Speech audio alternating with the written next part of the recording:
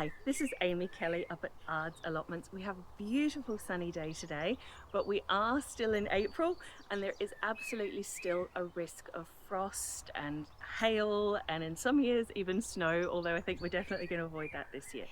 So I want to talk to you a little bit about crop protection.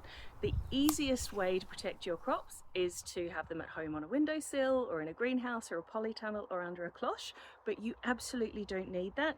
If you've got tender crops planted out in your allotment and it looks like we're going to have a frosty night, you can use fleece. Fleece is like a really thin blanket that you put straight over your crops and it stops those crops from being affected by frost. So I have some here.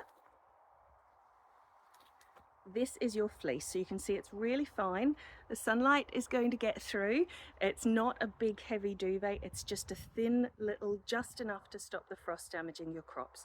So if you're planting out lettuces or anything in the cucurbit family, your squashes, your pumpkins, your cucumbers, anything like that, it's super handy to keep some fleece handy. And then if you know we're going to get a cold frosty night, you can just pop some over those tender crops. They can get some ventilation through that. You can water through it and everything. Don't leave it on longer than you need to because it does reduce ventilation, but just for those cold frosty nights, fleece is amazing. So what other kinds of crop protection might you need? If you are growing carrots, there's a nasty little bug called carrot root fly and it comes and lays its eggs in the soil all around your carrots. Now it can smell carrots from a mile off, so especially when you're thinning out your carrots or picking carrots and leaving others in the ground, that smell of bruised carrot is going to attract carrot root fly. So whenever you're planting your carrots, the easiest thing to do is just to put some carrot root fly mesh over the top of your carrots. This is carrot root fly mesh.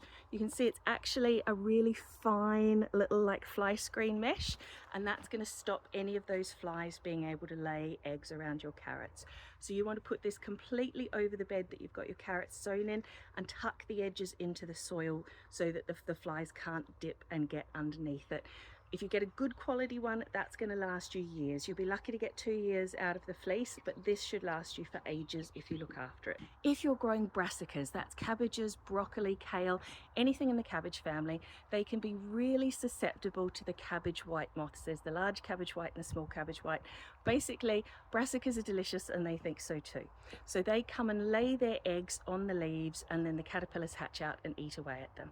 So to stop those getting at your brassica leaves, you can use the carrot root fly mesh, you can even use the fleece, but if you've got the space to put a proper net cage around it so that the netting is not just lying on top of the leaves, if you've got space for a nice proper cage, this stuff is the right mesh. So you can see the holes are really quite small, they're only about 1 centimetre square.